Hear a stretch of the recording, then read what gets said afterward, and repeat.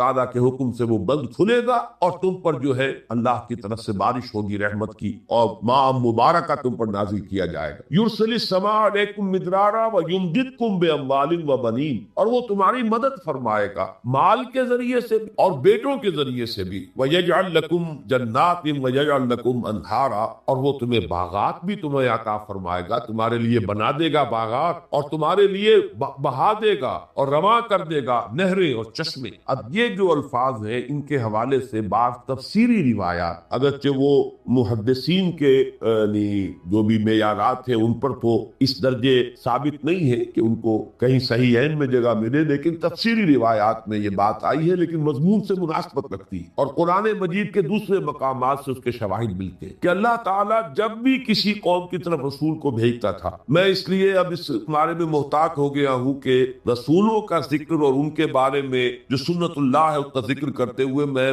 جو حال کا صیغہ نہیں استعمال کرتا بلکہ ماض کا، اس لیے کہ سلسلہ نبوت اور رسالت بند ہو چکا ہے. اب ہمیں حال کا صیغہ جو ہے غلطی سے بھی استعمال نہیں کرنا چاہیے، اس سے بھی اجتماع ہو جاتا کہ اللہ جب بھی رسول کو بھیجتا ہے اس کے ساتھ یہ قاعدہ قانون ہے، تو بھیجتا ہے نہیں، بھیجا کرتا تھا، اس کا سلسلہ جو ہے منقطع ہو چکا ہے. تو اللہ کا یہ قاعدہ رہا ہے، یہ سنت رہی ہے اللہ کی کہ جب بھی کسی قوم کی طرف کسی رسول کو وہ بھیجتا تھا تو اس قوم کو جھنجھوڑنے کے لیے چھوٹے چھوٹے عذاب، کہیں قحط پڑ گیا، کہیں کوئی اور مصیبت آ گئی، کہیں کسی اور طرح کی تکلیف آ گئی، یہ تمام چیزیں اس لیے ہوتی تھی تاکہ یہ کچھ جاگے، ہوش میں آئے. اس لیے کہ اگر فراوانی ہے، عیش ہے، آرام ہے تو اور غافل ہو جاتا ہے انسان، پھر یہ کہ اس کے اندر استغنا بڑھتا چلا جاتا ہے، بے پرواہی کے اندر اضافہ ہو، غفلت جو ہے اور گہری ہو جاتی. لیکن جب اس طرح کی کیفیت ہو، کوئی بیماری آ گئی ہو، تو انسان آپ کو معلوم ہے اللہ کی طرف متوجہ ہوتا ہے، دعا کرتا ہے پروردگار میری اس مصیبت کو ٹال دے. کوئی اور مصیبت آئی ہو تو یہ اللہ کا مستقل قانون، جس کو سورہ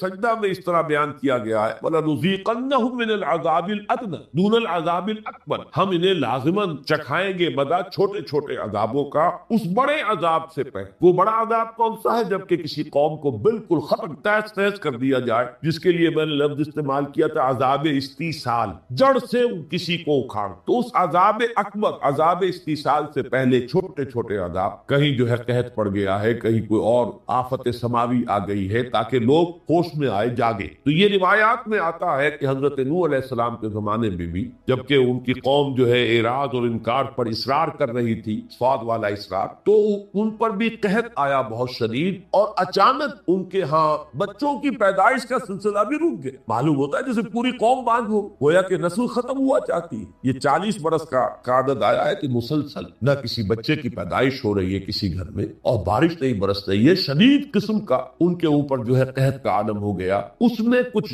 یعنی معلوم ہوتا ہے کہ ان روایات کے ساتھ ان الفاظ کی مناسبت ہے. فَقُلْتُ اسْتَغْفِرُوا رَبَّكُمْ، میں نے ان سے کہا استغفار کرو اپنے رب. اور اسی کے حوالے سے میں نے عرض کیا تھا حضرت عمر کا وہ واقعہ کہ انہوں نے بارش کی دعا نہیں کی، استغفار. جب لوگوں نے کہا کہ آیتوں سے بارش کی دعا کیوں، تو آپ نے فرمایا استغفار ہی تو ہے. اور یہی آیت پیش کہ در حقیقت یہ جو ہمارے گناہ ہیں، ہماری خطائیں ہیں، کوتاہیاں ہیں، وہی تو روک بن جاتی ہیں اللہ تعالیٰ کی رحمت کے راستے میں. اگر اللہ بخش دے ان گناہوں کو تو گویا کہ وہ راستہ جو رحمت کا وہ کھل جائے گا اور پھر ہمیں اللہ تعالیٰ ہماری تمام ضرورت کی چیزیں بہت پہنچائے. تو فرمایا فَقُلْتُ اسْتَغْفِرُوا رَبَّكُمْ إِنَّهُ كَانَ غَفَّارًا يُرْسِلِ السَّمَاءَ عَلَيْكُمْ مِدْرَارًا. اگر تم یہ کرو، استغفار کرو، پلٹو، رجوع کرو اپنے رب کی جناب میں، تو اللہ تعالیٰ یہ جو بند لگا ہوا ہے، اس لیے یرسلو کا لفظ میں نے عرض کیا تھا جیسے کہیں بندش ہو اس کو کھول. یُرْسِلِ السَّمَاءَ عَلَيْكُمْ مِدْرَارًا، یہ جو بندش لگی ہوئی ہے، بارش نہیں ہو رہی ہے، اللہ اس بندش کو توڑ کر اور تم پر چھاجو بارش برسائے گا. وَيُمْدِدْكُمْ بِأَمْوَالٍ وَبَنِينَ، اور تمہیں مال سے بھی نوازے گا اور اولاد سے بھی نوازے گا. یہ تمہارے ہاں یہ سلسلہ بھی جو رک گیا ہے، اس کے بھی اللہ تعالیٰ جو ہے اس سلسلے کو جاری فرمائے گا. وَيَجْعَلْ لَكُمْ جَنَّاتٍ وَيَجْعَلْ لَكُمْ أَنْهَارًا، اور تمہارے لیے باغات بھی بنا دے گا اور نہریں اور چشمے رواں کرے گا. مَا لَكُمْ لَا تَرْجُونَ لِلَّهِ وَقَارًا. اب جو انداز ہے وہ تشویق کا، ترغیب کا، بڑی ہی دل سوزی کے ساتھ ان کو بلانے کا، یہ آیت جو ہے اس میں جلالی انداز. مَا لَكُمْ لَا تَرْجُونَ لِلَّهِ وَقَارًا، تمہیں کیا ہو گیا؟ تم اللہ تعالیٰ کے جلال کا کوئی اندیشہ نہیں رکھتے، اللہ تعالیٰ کی غیرت کہیں جوش میں نہ آ جائے. تم جس طریقے سے اکڑ رہے ہو، جس طریقے سے استکبار کر رہے ہو، جس طرح میری دعوت کو رد کر رہے ہو، اعراض کر رہے ہو، تمہیں کوئی اندیشہ نہیں رہا کہ اللہ تعالیٰ جہاں رؤوف ہے، ودود ہے، رحیم حکیم ہے وہی پھر ذو انتقام بھی ہے، شدید الانتقام، بہت سخت انتقام لینے والا، سخت سزا دینے والا، شدید العقاب۔ تو یہاں وقارا اللہ کی شان جلالی، اللہ کی عظمت کا ظہور نہ ہو جائے کہیں، اور اللہ تعالیٰ کی وہ غیرت جو ہے وہ کہیں جوش میں نہ آ جائے کہ جس کے نتیجے میں تمہیں نسیم منسیہ کر دیا جائے۔ ما لکم لا ترجون للہ وقارا، تمہیں کوئی اندیشہ نہیں رہا، تمہیں کوئی خیال نہیں، تمہیں کوئی گمان نہیں رہا، تمہیں کوئی توقع نہیں ہے کہ اللہ تعالیٰ کا جلال جو ہے کہیں وہ ظاہر نہ ہو جائے۔ وقد خلقکم اطوارا، حالانکہ اس نے تمہیں پیدا فرمایا ہے جیسے کہ تم جانتے ہو کہ ایک کیفیت کے بعد دوسری، دوسری کے بعد تیسری، جیسے کہ سورہ حج میں اور سورہ مومنون میں آیا وَلَقَدْ خَلَقْنَا الْإِنسَانَ مِنْ سُلَالَةٍ مِنْ طِينٍ ثُمَّ جَعَلْنَاهُ نُطْفَةً فِي قَرَارٍ مَكِينٍ ثُمَّ خَلَقْنَا النُّطْفَةَ عَلَقَةً فَخَلَقْنَا الْعَلَقَةَ مُضْغَةً فَخَلَقْنَا الْمُضْغَةَ عِظَامًا فَكَسَوْنَا الْعِظَامَ لَحْمًا ثُمَّ أَنشَأْنَاهُ خَلْقًا آخَرَ فَتَبَارَكَ اللَّهُ أَحْسَنُ الْخَالِقِينَ۔ تو یہ دو صورتیں جو آپس میں جوڑے کی حیثیت رکھتی ہیں، سورہ حج اور سورہ مومنون، ان میں آپ دیکھیں گے کہ مضمون انہی دو صورتوں میں بڑی خوبصورتی کے ساتھ آیا ہے۔ پہلے رکوع میں وہاں بھی ہے اور پہلے ہی رکوع میں سورہ مومنون میں بھی۔ قد خلقکم اطوارا،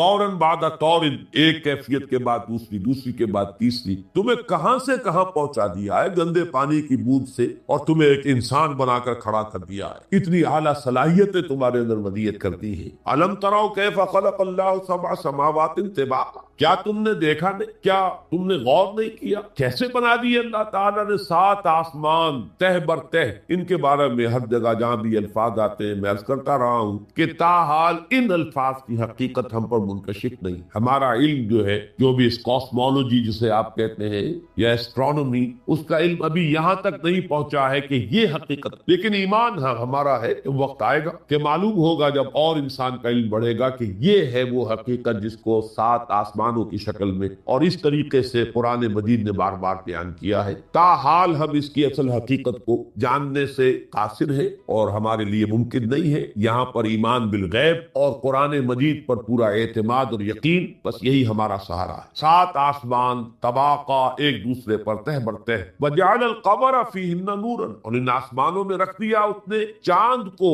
ایک روشن قندیل بنا کر۔ وجعل الشمس سراجا، اور اس نے بنا دیا ہے سورج کو ایک چراغ۔ یہ جو لفظ ہے چاند اور سورج کا جو تقابل قرآن مجید میں آتا ہے، یہ سورہ فرقان کے آخری رکوع میں بھی ہے۔ تبارک الذی جعل فی السماء بروجا وجعل فیہا سراجا وقمرا منیرا۔ سورج کو ہمیشہ کہا گیا چراغ۔ چراغ وہ ہے کہ جس میں کمبسٹن کا عمل جو ہے، عمل احراق، چلنے کا عمل ہو رہا ہو، اس میں نور بھی ہے، حرارت۔ تو چونکہ اب سائنس ہماری جو ہے وہ اس بات کو واضح طور پر جانتی، سورج تو بہت بڑی بھٹی ہے، ایسی بھٹی جس کا کہ ہم تصور ہی نہیں کر سکتے، وہاں سے ہی یہ حرارت اور یہ جو نور کا جو بھی طوفان ہے وہ نکلتا ہے۔ لیکن چاند میں کوئی عمل نہیں ہے کمبسشن کا، وہ ٹھنڈی شے ہے، اس کے اندر جو روشنی ہے وہ بھی ریفلیکٹ ہو رہی ہے سورج کی روشنی، اس کے اندر اپنی روشنی بھی نہیں۔ تو چاند اور سورج کے مابین جو فرق ہے قرآن مجید نے اس کو بڑے نمایاں انداز میں، چاند کو کہا ہے وہ منور ہے، منیر ہے، روشن ہے، لیکن سورج جو ہے وہ چراغ جس میں کہ کوئی شے جل رہی۔ صرف فرق یہ ہے کہ آپ کے چراغ میں کوئی مٹی کا تیل جل رہا ہے لالٹین میں، یا چراغ کے اندر کڑوا تیل جل رہا ہے، اور وہاں کیا جل رہا ہے اس کا آپ اندازہ نہیں کر سکتے کہ اس کی کتنی حرارت ہے اور کتنی اس کے اندر طوفانی جو ہے وہ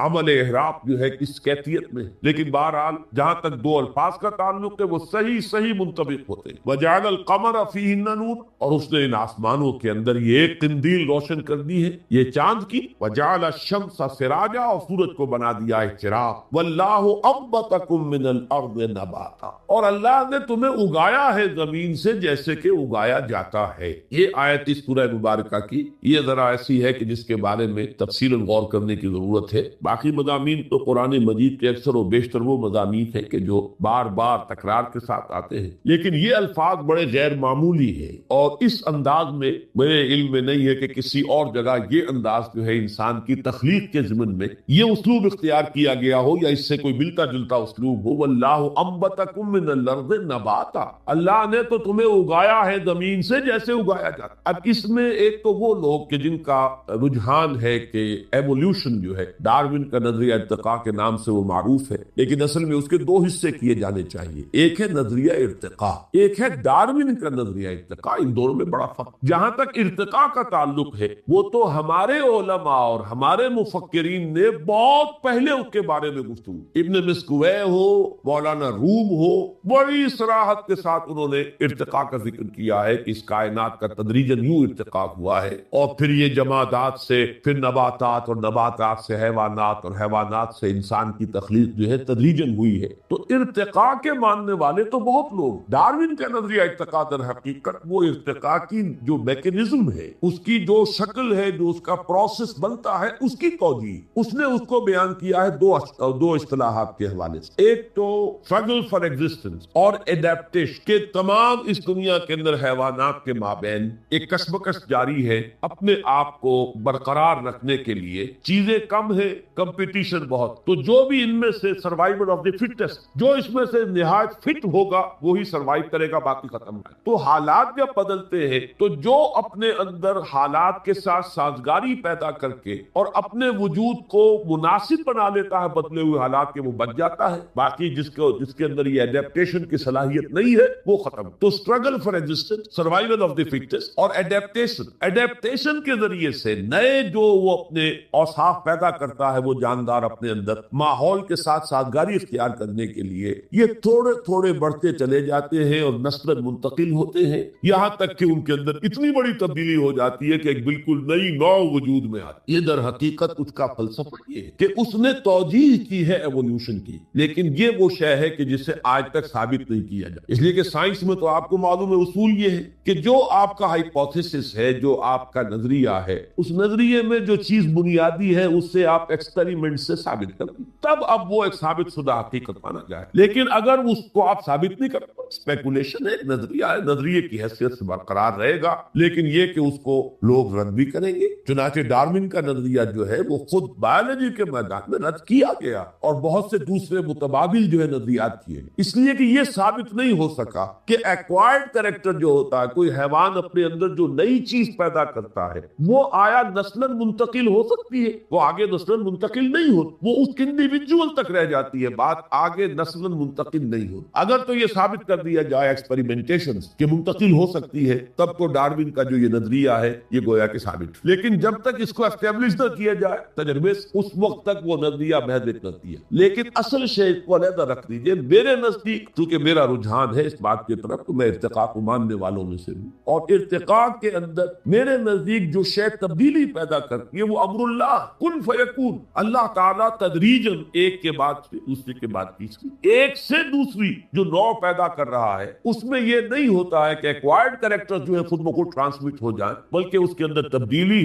ہر مرحلے پر لفظ کن کے ذریعے سے، اللہ کے امر کے ذریعے سے وہ تبدیلیاں۔ اس بات کو اگر سمجھ لیا جائے، اس کو مان لیا جائے، تو پھر نظریہ ارتقاء کے اندر نہ کوئی کفر رہا نہ کوئی شرک، اس کی اسلام کے ساتھ اب کوئی یوں سمجھیے کہ مقابلے یا مخالفت کا مسئلہ نہیں۔ اس کی مثال جو میں دیا کرتا ہوں وہ یہ ہے کہ ایک تصور تو یہ ہے کہ کوئی اوپر سے کوئی دیوتا ہے یا دیوی ہے یا اللہ ہے، کوئی چھاگ ہے، اس میں سے وہ پانی برسا رہا ہے، ایک یہ تصور ہو سکتا ہے توہماتی تصور۔ ایک تصور یہ ہے کہ نہیں صاحب یہ تو ہم نے جان لیا، ہمیں معلوم ہو گیا بارش کیسے برستی ہے، وہ تو سمندر سے بخارات اٹھتے ہیں، پھر وہ اوپر جاتے ہیں، ٹھنڈے ہو جاتے ہیں، تو وہ پھر بادلوں کی شکل اختیار کرتے ہیں، پھر ہوائیں ان کو لے کر دور دراز جگہ پر جاتی ہیں، پھر وہ کئی پہاڑوں سے ٹکراتے ہیں یا کوئی اور ایٹماسفیرک کنڈیشنز کی تبدیلی کی وجہ سے وہ بارش کی شکل میں یا برف کی شکل میں زمین پر آئے۔ یہ ایک سائیکل ہے، پھر وہ برف پگھلتی ہے یا بارش پانی کا جو ہے وہ آتا ہے، وہ فضا کو دھوتا ہوا اور زمین کے مختلف ندیوں نالوں میں سے ہوتا ہوا پھر اور دریاؤں سے ہوتا پھر سمندر میں پہنچ جاتا۔ یہ تو ایک سرکل ہے، یہ ایک سرکل ہے جو چل رہا ہے، واٹر سائیکل۔ اب یہ کہ اگر تو آپ یہ سمجھیں کہ یہ خود بخود ہو رہا ہے تو یہ کفر ہوگا۔ اگر آپ یہ کہیں کہ یہ سب کچھ اللہ کر رہا ہے، کہ اس نے رب سے یہ قانون اللہ کا بنایا ہوا ہے، تو اس قانون کو مان کر اس کے معنی نفی نہیں ہو جائیں گے اللہ کی قدرت کے یا اللہ کی الوہیت کے یا اللہ کی حاکمیت کے، بلکہ اللہ نے یہ قاعدہ بنایا، اللہ نے یہ قانون بنایا۔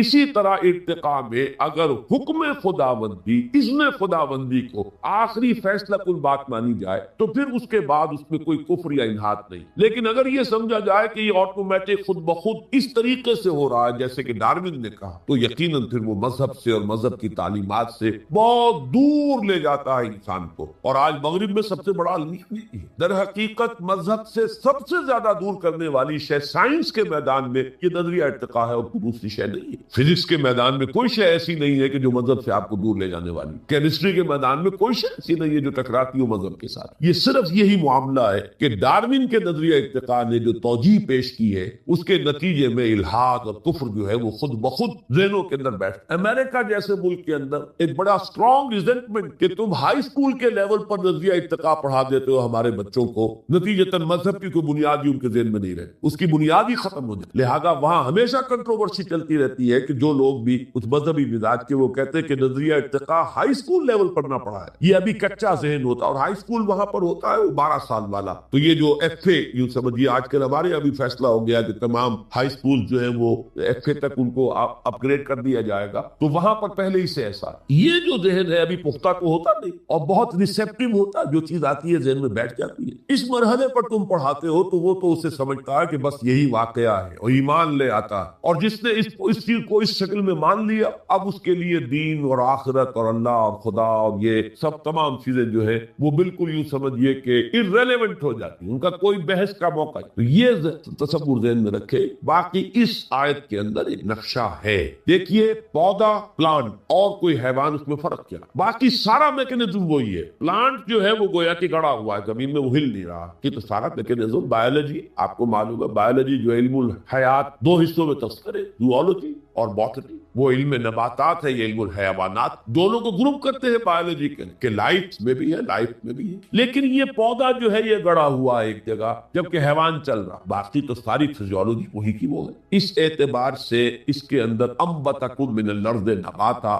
ایک گویا کہ اشارہ ضرور موجود ہے کہ اس طریقے سے تدریجاً ارتقاء ہو کر انسان تک یہ عمل جو ہے تخلیق انسان تک پہنچ. اور اگر اس طرف ذہن نہ آئے یا آدمی نہ چاہے اس انداز میں سوچنا, تب بھی ایک مفہوم موجود, اور اس کا تقابل ہوگا آگے جو آیت آ رہی کہ بعد بعد الموت میں تو اللہ تعالیٰ تمہیں قبر سے نکال لے گا جیسے نکالا جاتا ہے. وہاں یہ نہیں ہوگا کہ پھر بچے کی شکل میں کوئی آئے پھر اس کی تدریجاً ترقی ہو, جیسے پودا ہے بڑھ رہا ہے پڑھتا چلا جا رہا ہے, ابھی وہ صرف 2 پتیاں تھی, پھر آگے بڑھا پھر تناور درخت بنا. اسی طریقے سے انسان کا بچہ ہے, وہ پیدا ہوا تو بہت ہی یوں سمجھیے کہ عاجز اور لاچار, بڑی مشکل سے تو وہ کھڑا ہونا سیکھتا ہے, پھر وہ بڑھتا ہے, اس کا قد جو ہے اونچا ہوتا چلا جاتا ہے. یہ اس تخلیق اول میں تو ایسا ہے, واللہ انبتکم من الارض نباتا. یہاں تو تم جیسے پودا اوپر پروان چڑھتا ہے اور اوپر جاتا ہے, ایسے ہی تم نے بھی 20 سال لیے ہیں اپنے اس قد تک پہنچنے میں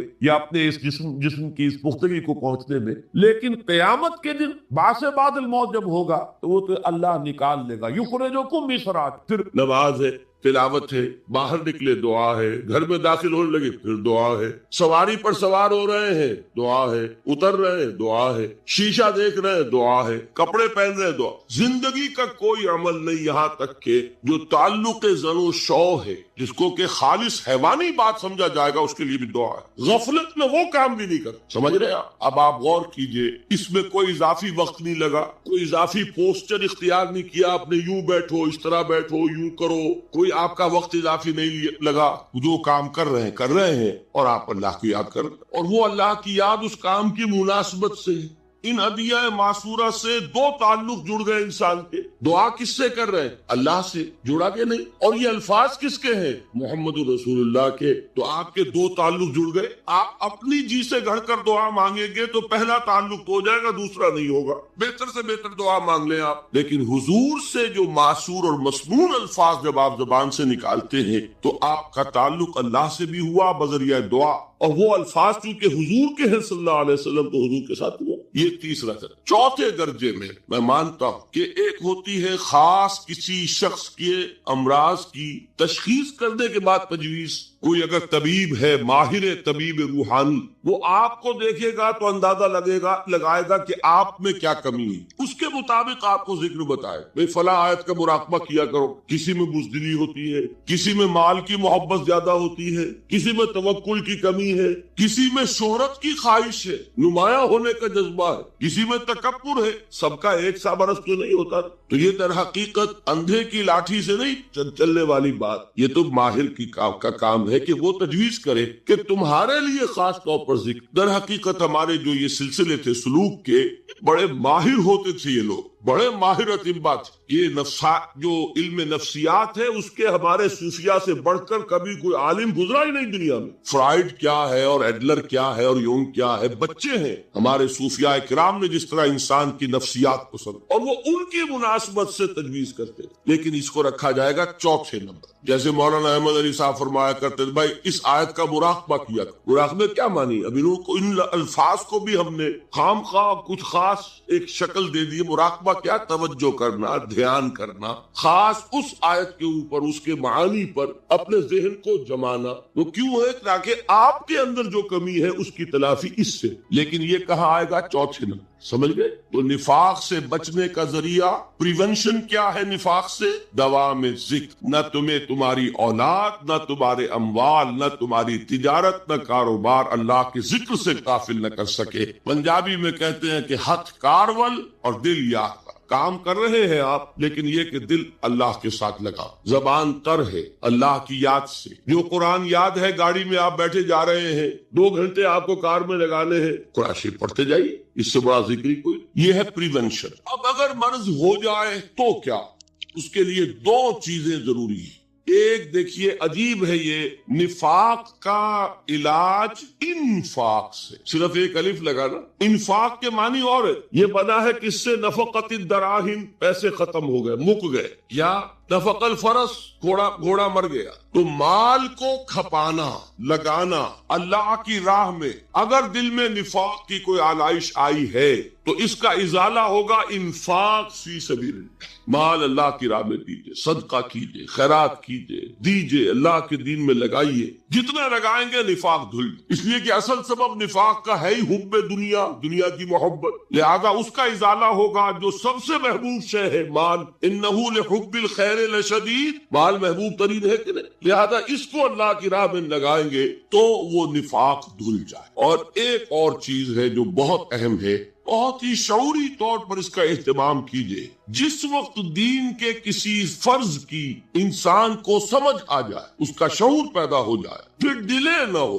ذرا سا ڈیلے جو ہے اس پر عمل کرنے میں، یہ در حقیقت نفاق کو جڑ پکڑنے کا موقع دینا ہے۔ امیڈیٹ ایکشن، ایک بات سمجھ میں آ گئی، فوراً عمل۔ اس میں شیطان کیا کرتا ہے؟ ذرا ٹھہر جاؤ، ابھی دیکھو یہ فرض ہے، یہ ذمہ داریاں ہیں، یہ کرنا ہے، اور پھر لگا دینا اپنے آپ کو۔ بہت سے لوگ کہتے ہیں بس یہ ریٹائرمنٹ کے بعد تو سارا میں دین کے لیے وقت کر دوں گا۔ اول تو خدا کے بندے تمہارے اندر رہ کیا جائے گا ریٹائرمنٹ کے بعد؟ سارا تو کھپ چکو گے، رہ کیا جائے؟ دوسرے یہ کہ یہ بھی جان لیجئے کہ کار دنیا کسے تمام نہ کر، ریٹائرمنٹ کے بعد کون فارغ ہو جاتا؟ بیٹوں بیٹیوں سے فارغ ہوئے تو پوتے پوتیاں موجود ہیں، نواسے نواسیاں موجود، کبھی بھی وہ بوجھ ختم نہیں ہوتا زندگی کا۔ وہ تو یہ کہ آج بات سمجھ میں آئی ہے تو آج عمل ہونا چاہیے۔ قرآن مجید میں سورہ انعام میں بڑی شدید وعید آئی ہے، الفاظ ہیں یہ، وَنُقَلِّبُ أَفْئِدَتَهُمْ وَأَبْصَارَهُمْ كَمَا لَمْ يُؤْمِنُوا بِهِ أَوَّلَ مَرَّةٍ۔ انسان پر ایک حقیقت کا انکشاف ہوا کہ یہ بات حق ہے، فوراً تسلیم کرے۔ کسی مصلحت کی وجہ سے،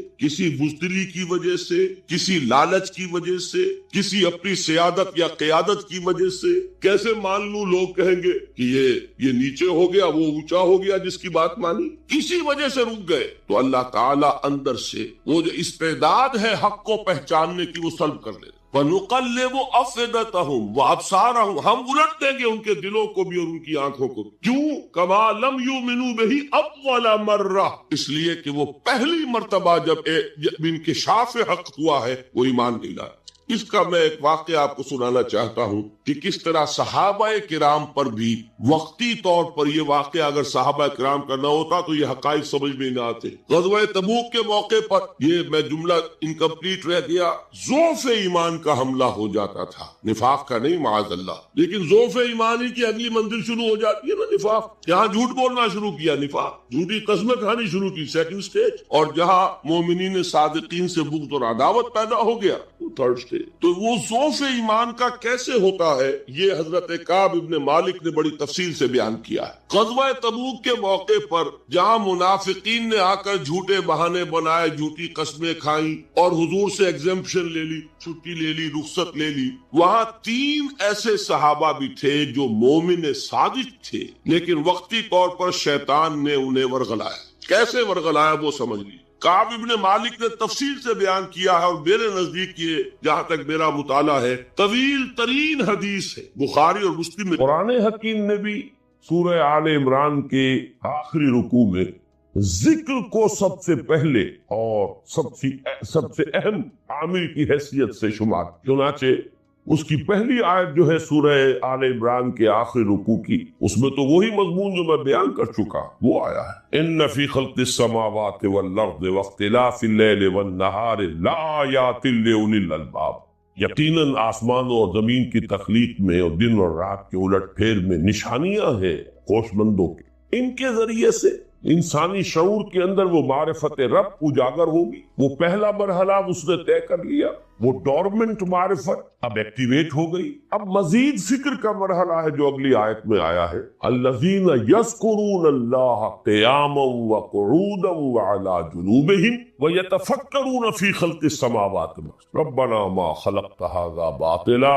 سبحانک فقنا عذاب النار، یعنی تفکر جو ہے وَيَتَفَكَّرُونَ فِي خَلْقِ السَّمَاوَاتِ وَالْأَرْضِ، وہ تفکر کرتے ہیں، غور و فکر کرتے ہیں آسمان اور زمین کی تخلیق میں، لیکن اس تفکر کے ساتھ لازماً ذکر، اور ذکر مدام، ذکر بھی وہ کہ جو مستقر ہو، ہر حالت میں ہو۔ الذین یذکرون اللہ قیاما وقعودا وعلی جنوبہم، وہ لوگ کہ جو اللہ کو یاد رکھتے ہیں، اللہ کا ذکر کرتے ہیں، کھڑے ہوئے بھی، بیٹھے ہوئے بھی، اور اپنے پہلوؤں کے بل یعنی لیتے ہوئے۔ اب ان 3 کے سوا تو کوئی پوزیشن انسان کی نہیں ہے، اسی کا نام ہے دوام ذکر، اور اس کے ساتھ اگر وہ تفکر کرتے ہیں تو ان کا فکر اگلی منزل تک پہنچتا ہے۔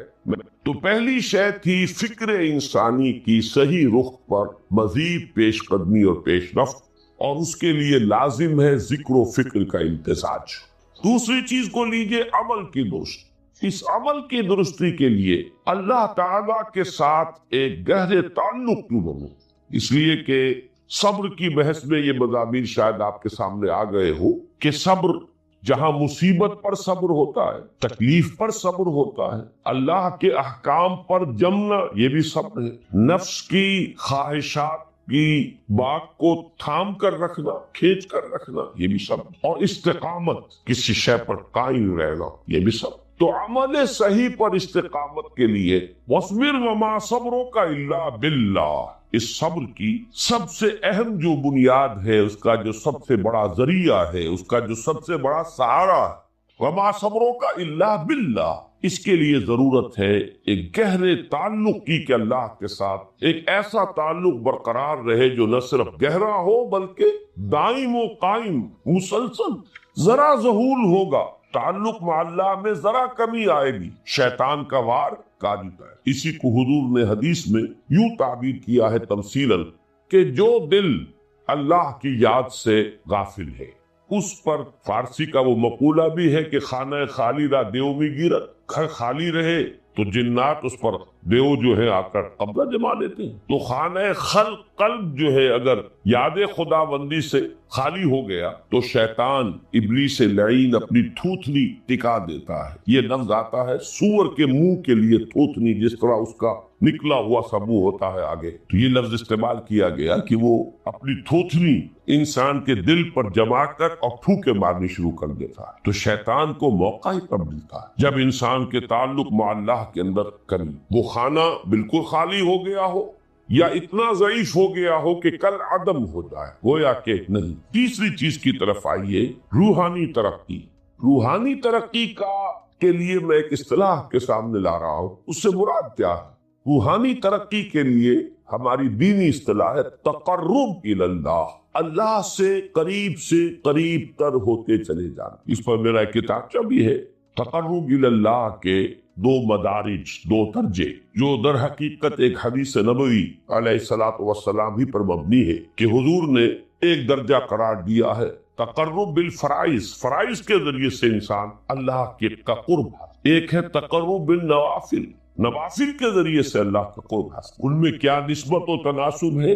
اہمیت کے اعتبار سے کون بڑھ کر ہے، بلندی کے اعتبار سے کون بڑھ کر ہے، یہ تمام مسائل میں نے اپنی اس تقریر میں بیان کیے تھے جو اس کتاب سے بھی شائع ہوئی ہے۔ اس وقت میں اس کی تفسیر میں نہیں جا رہا، صرف یہ تذکرہ اس لیے کر رہا ہوں کہ جن کو بھی خواہش ہو جائے وہ اس کا مطالعہ کرے۔ ہماری اس وقت کی گفتگو سے وہ کتابچہ اس جگہ پر منسلک ہوگا۔ تو تقرب الی اللہ، یہ تقرب کوئی فزیکل فینومینل نہیں ہے، جسمانی یا مادی مسئلہ نہیں۔ اللہ سے قرب یہ نہیں ہے کہ کوئی کروڑوں میل کا فاصلہ ہے، اب ہمیں وہ رسی پر چڑھنا ہے اوپر بڑی محنت اور مشقت سے۔ فصل تو ہے ہی نہیں، فاصلہ ہے ہی نہیں، بعد ہے ہی نہیں۔ نحن اقرب الیہ من حبل الورید، ہم تو انسان سے اس کی شہرگ سے بھی زیادہ قریب۔ ہوا معکم اینما کنتم، وہ تو تمہارے ساتھ ہی ہوتا ہے جہاں کہیں بھی تم ہو، بس صرف یہ کہ تمہاری توجہ نہیں ہوتی، تم اور چیزوں میں مشغول و مصروف رہتے ہو، تم ہماری طرف دھیان ہی نہیں دیتے، تم ہماری طرف متوجہ ہی نہیں ہوتے۔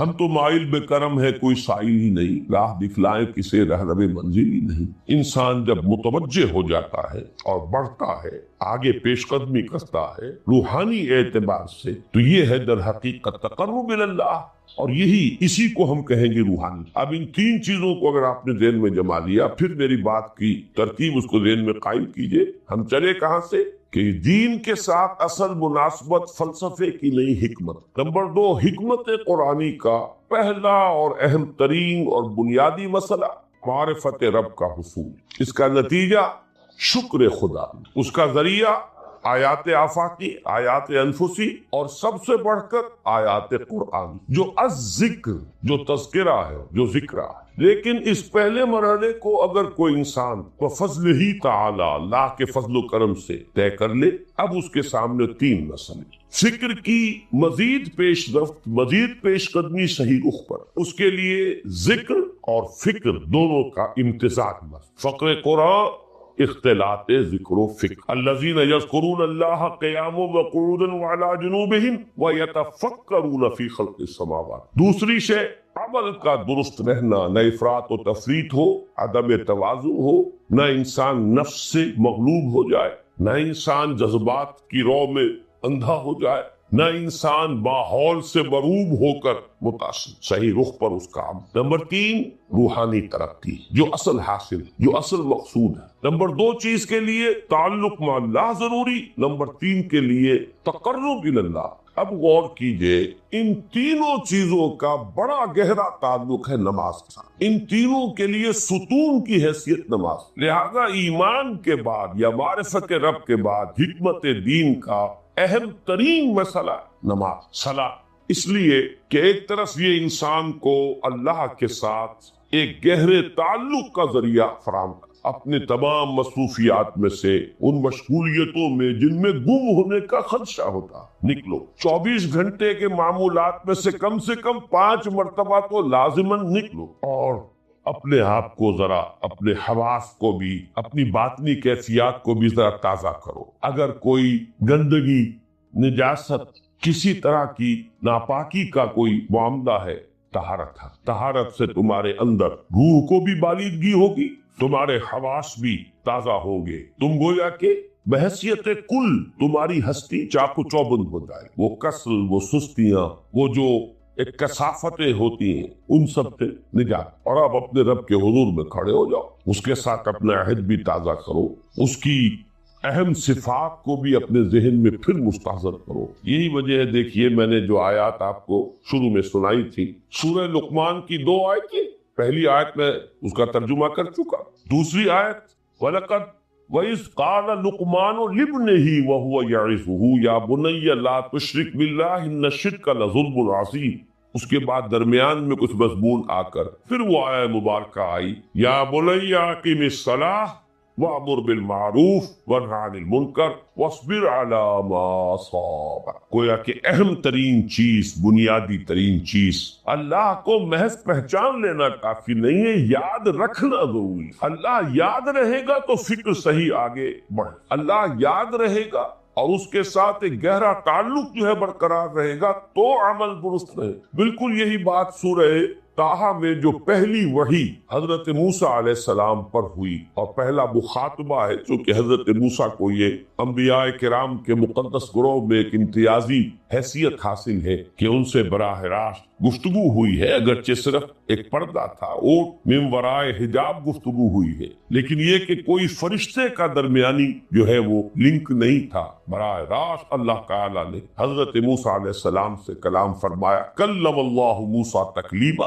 मूसा से तो अल्लाह ने कलाम फरमाया जैसे कि कलाम किया जाता। तो पहला मुखातबा है, ये पहला मुकालमा है, पहली वही कहिए, उसी में ये अल्फाज भी मौजूद है, इन्ननी अनल्लाहु ला इलाहा इल्ला अना फअबुदनी व अकीमिस सलाता लिज़िक्री। ये गोया कि हिकमत कुरानी का एक बहुत बड़ा खजाना है ये आयत बात, कि खुद हजरत मूसा अलैहिस्सलाम को जो हिदायत दी जा रही है, मैं हूँ, मैं अल्लाह, इन्ननी अनल्लाहु ला इलाहा इल्ला अना, मेरे सिवा कोई माबूद नहीं, फअबुदनी, बस मेरी बंदगी, मेरी इबादत, मेरी परस्तिश, मेरी मोहब्बत, इसको इख्तियार करो। वो अकीमिस सलाता लिज़िक्री, और नमाज को कायम रखो, मेरी याद करो। बल्कि इसी सिलसिला कलाम में आगे चलकर सूरह ताहा में आता है, काफी गुफ्तो शनीद के बाद जब हजरत मूसा ने कुछ माजरत भी की, कुछ दुआएं भी की,